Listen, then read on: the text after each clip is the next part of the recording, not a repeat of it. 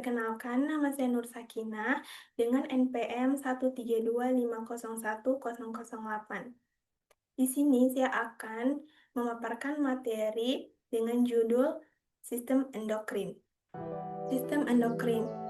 Sistem endokrin adalah jaringan kompleks kelenjar dan organ yang menghasilkan, menyimpan, dan melepaskan hormon. Hormon ini adalah pembawa pesan kimiawi yang mengatur hampir setiap fungsi dalam tubuh, mulai dari pertumbuhan dan perkembangan, metabolisme, reproduksi, hingga suasana hati. Presentasi ini akan mengupas tuntas seluk-beluk sistem endokrin termasuk mekanisme kerjanya, penyakit dan gangguan yang sering terjadi, serta bagaimana menjaga keseimbangan hormonal untuk kesehatan optimal.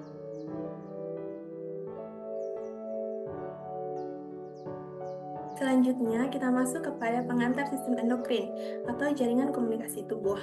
Sistem endokrin berperan sebagai salah satu sistem komunikasi utama dalam tubuh, bekerja berdampingan dengan sistem saraf. Perbedaannya terletak pada kecepatan dan durasi respons. Sistem saraf memberikan respon cepat dan singkat, sedangkan sistem endokrin memberikan respon yang lebih lambat namun berlangsung lebih lama melalui hormon yang beredar di aliran darah. Hormon yang dilepaskan oleh kelenjar endokrin akan mencari sel target yang memiliki reseptor khusus. Ibarat kunci dan gembok, hanya hormon yang tepat yang dapat mengikat reseptor pada sel target, memicu respons spesifik. Proses ini memastikan bahwa setiap hormon menjalankan fungsinya secara presisi di tempat yang seharusnya, menjaga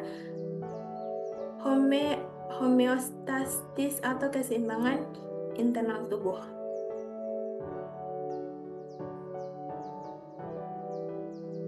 Oke, next, komponen utama sistem endokrin atau kelenjar dan hormon.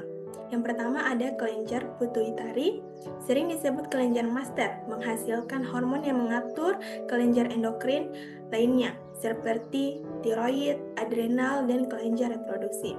Yang kedua ada kelenjar tiroid, mengeluarkan hormon tiroid yang krusial untuk metabolisme, pertumbuhan, dan perkembangan energi tubuh. Yang ketiga, kelenjar adrenal.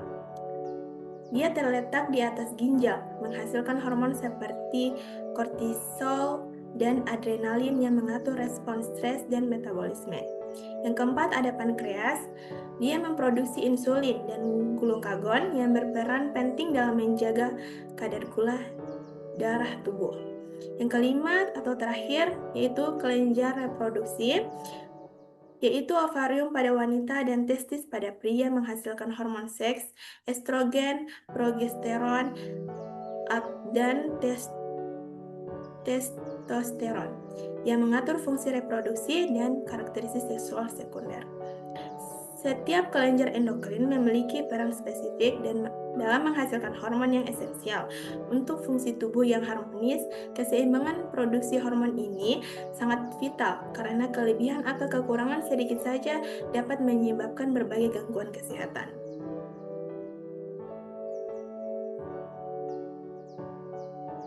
Oke, selanjutnya mekanisme kerja hormon. Mekanisme kerja hormon adalah proses yang sangat terkoordinasi, dimulai dari stimulasi kelenjar endokrin untuk mensintesis dan melepas hormon. Hormon ini kemudian beredar melalui aliran darah ke seluruh tubuh. Ketika mencapai sel target, hormon berinteraksi dengan reseptor spesifik yang terdapat di permukaan atau di dalam sel. Ikatan hormon reseptor ini memicu serangkaian peristiwa biokimia di dalam sel, yang pada akhirnya menghasilkan respons seluler.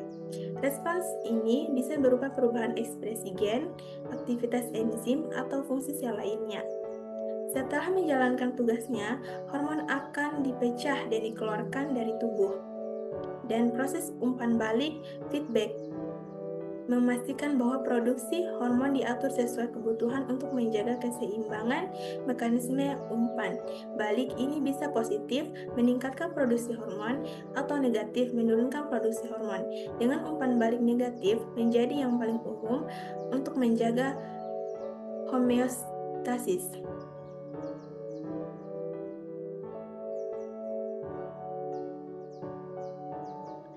Oke, Oke, selanjutnya penyakit endokrin pada umumnya, yaitu diabetes mellitus dan tiroid.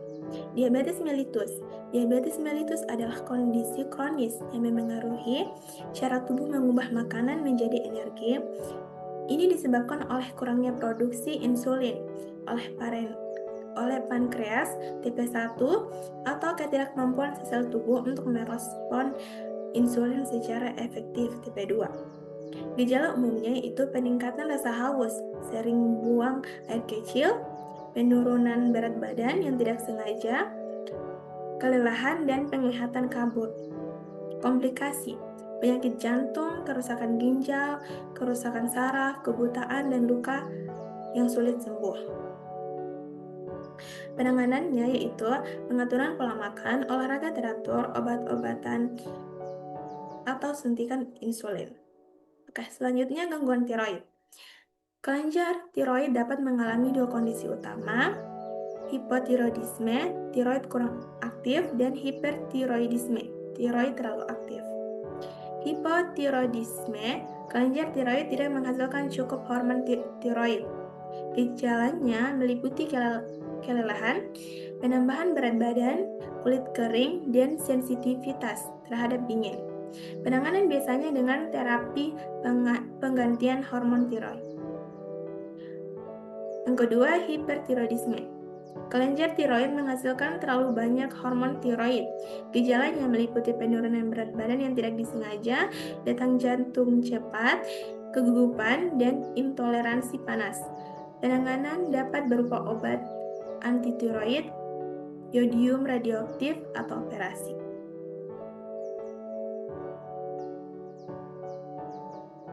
Oke, next, yaitu gangguan hormonal spesifik. Yang pertama, sindrom ovarium polikistik. Gangguan hormonal umum pada wanita, usai subur yang ditandai dengan ketidakseimbangan hormon reproduksi. Gejala meliputi siklus menstruasi tidak teratur, pertumbuhan rambut berlebih, jerawat, dan kesulitan hamil. Penanganan berfokus pada manajemen gejala dan seringkali melibatkan perubahan gaya hidup dan obat-obatan. Yang kedua, ada akromegali. Kondisi langka yang disebabkan oleh produksi berlebihan hormon pertumbuhan oleh kelenjar pituitari setelah masa pubertas, menyebabkan pembesaran tangan, kaki, dan wajah. Akromegali dapat menyebabkan komplikasi serius jika tidak diobati. Penanganan meliputi operasi untuk mengangkat tumor pituitari, obat-obatan, atau terapi radiasi. Yang ketiga, insufisiensi adrenal. Terjadi ketika kelenjar adrenal tidak menghasilkan cukup hormon kortisol dan kadang-kadang aldosteron, bisa primer atau sekunder. Gejala meliputi kelelahan kronis, penurunan berat badan, tekanan darah rendah, dan nyeri perut. Penanganan melibatkan terapi pergantian hormon seumur hidup. Gangguan-gangguan ini menyoroti kompleksitas sistem endokrin dan bagaimana ketidakseimbangan hormon dapat memengaruhi berbagai aspek kesehatan dan reproduksi hingga pertumbuhan fisik dan respons stres.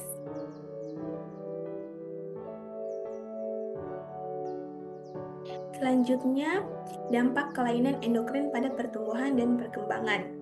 Kelainan endokrin yang terjadi selama masa pertumbuhan dan perkembangan dapat memiliki dampak jangka panjang yang signifikan. Hormon pertumbuhan dan dari kelenjar pituitari, hormon tiroid, dan hormon seks adalah pemain kunci dalam proses ini. Yang pertama, dwarfisme disebabkan oleh produksi GH yang tidak mencukupi selama masa kanak-kanak, mengakibatkan perawakan pendek yang tidak proporsional. Kedua, gigantisme, kebalikan dari dwarfisme, terjadi ketika ada produksi GH berlebihan sebelum lempeng pertumbuhan menutup, menyebabkan pertumbuhan berlebihan yang tidak normal. Yang ketiga, kretinisme, kondisi yang disebabkan oleh hipotiroidisme berat pada bayi dan anak-anak yang dapat menyebabkan keterlambatan pertumbuhan fisik dan mental yang irreversibel jika tidak diobati sejak dini. Yang keempat, pubertas dini atau terlambat. Ketidakseimbangan hormon seks dapat menyebabkan pubertas dimulai terlalu dini atau terlalu lambat, memengaruhi perkembangan fisik dan emosional remaja. Deteksi dini dan intervensi medis sangat penting untuk meminimalkan dampak kelainan endokrin. pada pertumbuhan dan perkembangan, memungkinkan individu untuk mencapai potensi maksimal mereka. Oke, selanjutnya diagnosis dan penanganan penyakit endokrin. Yang pertama anamnesis dan pemeriksaan fisik. Dokter akan menanyakan riwayat kesehatan pasien, gejala yang dialami, dan melakukan pemeriksaan fisik untuk mencari tanda-tanda gangguan endokrin. Yang kedua, tes laboratorium.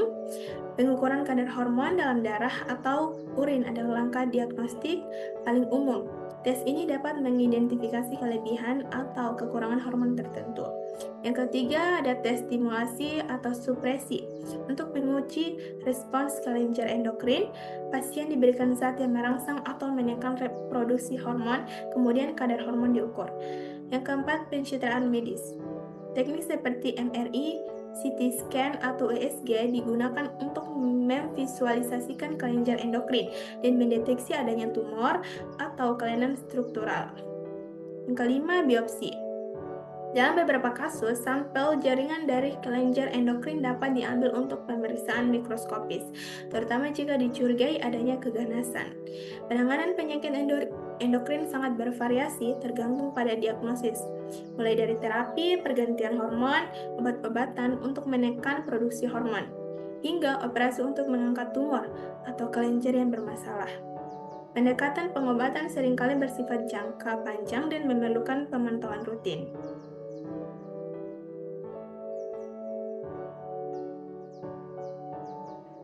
Oke, pencegahan dan gaya hidup sehat untuk sistem endokrin. Menjaga kesehatan sistem endokrin adalah investasi jangka panjang untuk kualitas hidup. Meskipun beberapa kondisi endokrin tidak dapat dicegah, banyak di antaranya dapat dikelola atau risikonya dikurangi melalui gaya hidup sehat. Yang pertama, diet seimbang. Konsumsi makanan utuh kaya serat protein tanpa lemak dan lemak sehat. Hindari gula olahan, makanan cepat saji, dan lemak trans yang dapat memengaruhi sensitivitas insulin dan kesehatan tiroid. Yang kedua, olahraga teratur. Aktivitas fisik membantu mengatur kadar gula darah, meningkatkan sensitivitas insulin, mengurangi stres, dan mendukung kesehatan hormonal secara keseluruhan. Yang ketiga, tidur cukup. Kurang tidur dapat mengganggu produksi hormon pertumbuhan kortisol dan hormon yang mengatur nafsu makan. Usahakan tidur 7-9 jam setiap malam. Yang ketiga, kelola stres. Stres kronis meningkatkan produksi kortisol yang dapat mengganggu keseimbangan hormon lainnya. Perhatikan teknik relaksasi seperti meditasi, yoga, atau hobi yang menyenangkan. Selanjutnya, hindari bahan kimia pengganggu endokrin. Beberapa bahan kimia dalam plastik, pestisida, dan produk perawatan pribadi dapat mengganggu fungsi endokrin. Pilihlah produk yang lebih alami dan minim bahan kimia. Terakhir, periksa kesehatan rutin. Pemeriksaan kesehatan tahunan dapat membantu deteksi dini masalah endokrin, memungkinkan penanganan yang lebih cepat dan efektif.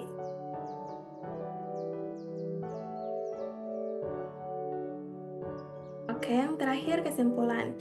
Pentingnya menjaga keseimbangan hormon. Sistem endokrin adalah orkestra internal tubuh yang kompleks dengan setiap hormon memainkan peran penting dalam menjaga harmoni dan fungsi vital, dari mengatur metabolisme hingga mengendalikan suasana hati.